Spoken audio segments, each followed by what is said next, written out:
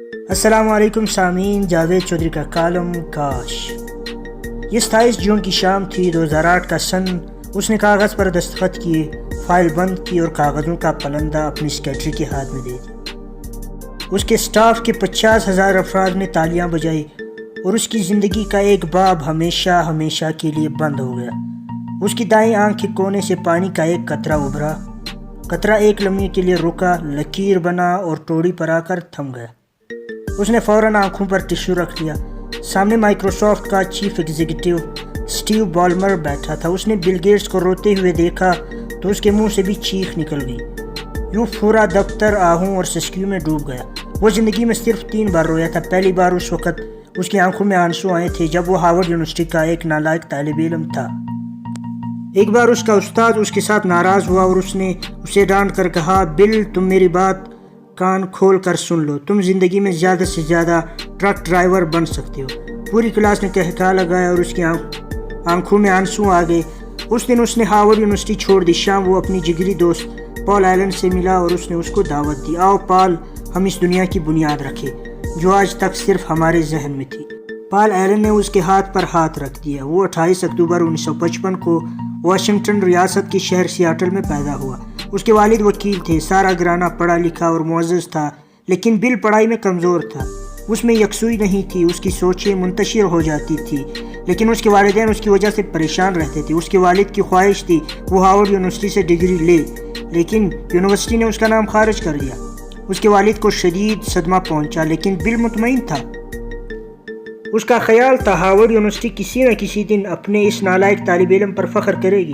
آنے والے دنوں میں اس کی بات سچ ثابت ہوئی اور ہارورڈ یونیورسٹی نے نہ صرف اپنے گیٹ پر اس کے نام کی تختی لگا دی بلکہ خود کو بل گیٹس کی یونیورسٹی کہلانے لگی۔ لیکن یہ بہت بعد کی بات ہے، ہم ابھی 1975 میں ہیں۔ 1975 میں اس نے اپنے دوست پال ایلن کے ساتھ مل کر دنیا کی پہلی سافٹ ویئر کمپنی بنائی۔ اس کمپنی کا نام انہوں نے مائکروسافٹ رکھا۔ لوگ اس کے آئیڈیاز اور کمپنی کے نام دونوں پر ہنستے تھے، لیکن اس نے ہمت نہ ہاری۔ وہ کام کرتا چلا گیا، یہاں تک کہ 1979 تک کمپنی نے پرزے نکال لیے۔ وہ ٹھیک ٹھاک امیر ہو گیا، لیکن ابھی وہ اس کامیابی سے دور تھا جو بچپن سے اس کے ذہن پر دستک دیتی آ رہی تھی۔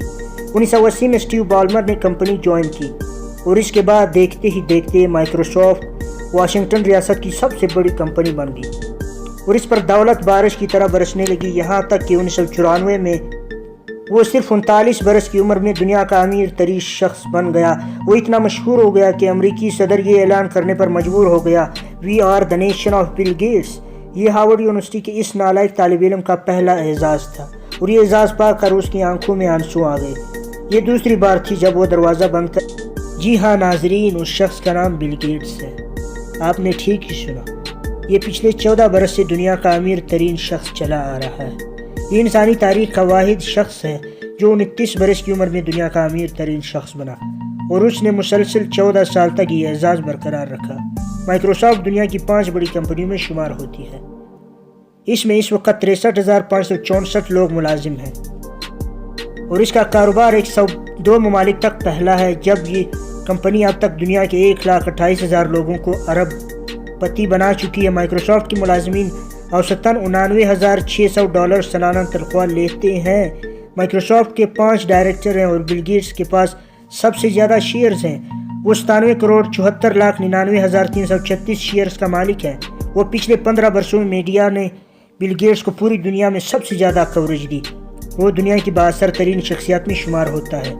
لوگ اس کے ساتھ ہاتھ ملانا اور اس کے ساتھ تصویر کھنچوانا اعزاز سمجھتے ہیں جب اسے دنیا کے 35 ممالک میں سربراہ مملکت کا پروٹوکول دیا جاتا ہے۔ بل گیٹس نے 15 جون 2006 کو اعلان کیا وہ جولائی 2008 کو مائکروسافٹ چھوڑ دے گا اور باقی زندگی فلاح عامہ کے کاموں کے لیے وقف کر دے گا۔ اس کا کہنا تھا وہ 1 جولائی 2008 سے اپنا سارا وقت فلاح عامہ کے لیے صرف کرے گا۔ اس کے اعلان کے بعد وہ پوری دنیا میں اپنی نوعیت کا واحد شخص بن گیا۔ اس سے پہلے دنیا میں عورتوں کے لیے تخت اور تاج چھوڑنے والے بے شمار لوگ تھے۔ دنیا میں مہاتما بدھ جیسے لوگ بھی تھے جنہوں نے سکون کے لیے اقتدار چھوڑا تھا، لیکن یہ تاریخ کا پہلا شخص تھا جس نے عام لوگوں کے لیے دنیا کی سب سے بڑی کمپنی چھوڑنے کا اعلان کیا اور اس نے باقی زندگی بل اینڈ میلنڈا گیٹس فاؤنڈیشن کو دینے کا فیصلہ کیا تھا۔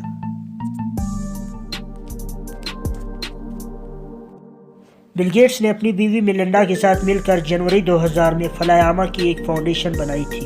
اس کا نام بل اینڈ میلنڈا گیٹس فاؤنڈیشن رکھا گیا۔ اس وقت یہ دنیا کا ویلفیئر کا سب سے بڑا ادارہ ہے۔ فاؤنڈیشن کے اکاؤنٹس میں $29 بلین ہے۔ یہ رقم کتنی بڑی ہے اس کا اندازہ اب آپ پاکستان کے بجٹ سے لگا لیجئے۔ پاکستان کا ٹوٹل بجٹ $12 بلین ہے۔ بل گیٹس کی یہ فاؤنڈیشن پوری دنیا میں صحت، لائبریری، تعلیم اور کمپیوٹر کی تربیت پر کام کرتی ہے۔ یہ فاؤنڈیشن ہر سال غریب ممالک کے ذہین طالب علموں کو $1 ارب کے وظائف دیتی ہے۔ یہ تنظیم غیر امریکی لائبریریوں کو $1 ملین کا ایوارڈ دیتی ہے۔ فاؤنڈیشن ہر سال تیسری دنیا کے 100 ذہین طالب علموں کو اپنے خرچ پر کیمبرج یونیورسٹی میں تعلیم دلاتی ہے۔ فاؤنڈیشن ڈیوک یونیورسٹی کی ہر کلاس کے 10 ذہین طالب علموں کو وظیفے دیتی ہے۔ بل گیٹس نے $15 ملین سے کمپیوٹر ہسٹری میوزیم بنایا۔ اس نے چاول کی نئی قسم دریافت کی۔ وہ ہر سال دنیا کے کروڑوں بچوں کو پولیو ویکسین فراہم کرتا ہے۔ اس کی فاؤنڈیشن ایڈز کا علاج کر رہی ہے اور بل گیٹس کی یہ فاؤنڈیشن 7 سال سے پوری دنیا میں کام کر رہی ہے۔ بل گیٹس نے اعلان کیا وہ جولائی 2008 کو مائکروسافٹ سے فاؤنڈیشن کے دفتر میں شفٹ ہو جائے گا اور اپنی باقی زندگی لوگوں کی صحت اور تعلیم کے لیے وقف کر دے گا۔ اس کا کہنا تھا وہ انتقال سے قبل اپنے بچوں کو صرف $1 ملین دے گا اور اپنی باقی ساری دولت دنیا کی ضرورت مندوں کے حوالے کر دے گا۔ اس کا کہنا تھا یہ دولت ضرورت مندوں کی امانت ہے اور یہ امانت ان لوگوں کو لوٹا کر واپس جائے گا۔ بل گیٹس کے اس اعلان کے بعد دنیا بڑی شدت سے 27 جون 2008 کا انتظار کرتی رہی۔ دنیا دیکھنا چاہتی تھی کیا واقعی بل گیٹس اپنے وعدے کا پاس کرے گا۔ اس دوران بے شمار تھیوریز آئی۔ لوگوں نے کہا $60 ارب کی دولت اور $200 بلین کی کمپنی چھوڑنا اتنا آسان کام نہیں۔ بل گیٹس 2008 میں اپنا ارادہ بدل دے گا، لیکن پھر 27 جون آ گیا۔ بل گیٹس دفتر آیا، اس نے اپنے ملازمین کو جمع کیا اور کمپنی چھوڑنے کا اعلان کر دی۔ بل گیٹس کے اعلان نے تمام لوگوں کی آنکھیں گیلی کر دی۔ اس کی اپنی آنکھ سے آنسو نکل آئے اور ٹوڑی پر آ کر رک گیا۔ بل گیٹس زندگی میں تیسری بار رویا تھا۔ میں نے واشنگٹن پوسٹ میں اس کی آخری تقریر کے اقتباسات پڑھے تو میری آنکھوں میں بھی آنسو آ گئے۔ آپ ذرا سوچئے، خیرات، صدقہ اور فلاح و بہبود اسلامی عبادت کی حیثیت رکھتی ہے، لیکن دنیا کے سب سے بڑے مخیر کا اعزاز کسی مسلمان کو نصیب نہ ہوا۔ دنیا کے امیر ترین لوگوں کی فہرست میں 3 مسلمان بھی شامل تھے، لیکن لوگوں کی خدمت کرنے کی سعادت اللہ تعالیٰ نے بل گیٹس کی عطا فرمائی تھی۔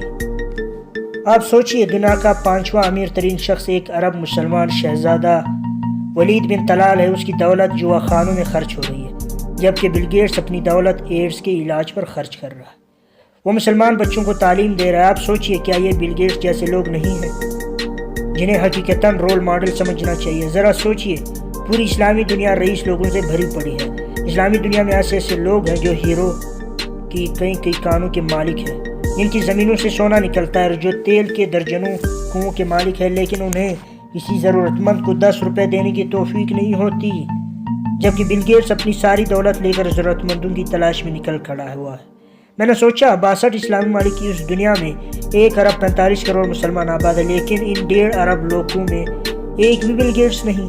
ان میں ایک بھی ایسا شخص نہیں جو 53 سال کی عمر میں اپنی کمپنی کا دروازہ کھولے اور اپنا سارا مال، اپنی ساری زندگی اللہ کے بندوں کے لیے وقف کر دے، جو لوگوں میں دوا اور کتاب بانٹے، جو لوگوں کے زخم دھوئے، جو لوگوں کو کھانا کھلائے، جو لوگوں کے آنسو پہنچے۔ میں ہمیشہ اپنے آپ سے پوچھتا تھا، عالمی اسلام پر یورپ اور امریکہ کیوں غالب ہے؟ مجھے آج معلوم ہوا، امریکہ اور یورپ بل گیٹس جیسے لوگوں کی وجہ سے ہم پر غالب ہے۔ یورپ اور امریکہ کے پاس بڑے انسان ہیں، جبکہ عالم اسلام بڑے تاجروں، بڑے بیپاروں اور بڑے صنعت کاروں کی غلامی میں زندگی گزار رہا۔ مجھے محسوس ہوا مغرب کے پاس انسان ہے، جب ہم لوگ آدمیوں کی چاکری میں عمر گزار رہے۔ کاش پاکستان کے 1.25 ارب پتی تاجر بل گیٹس سے سبق سیکھیں اور آج سے اپنا وقت اور سرمایہ عام اور غریب لوگوں کے لیے وقف کر دیں۔ کاش اللہ تعالیٰ مسلمان تاجروں کو بھی بل گیٹس جیسا ظرف اور توفیق دے دے، کاش۔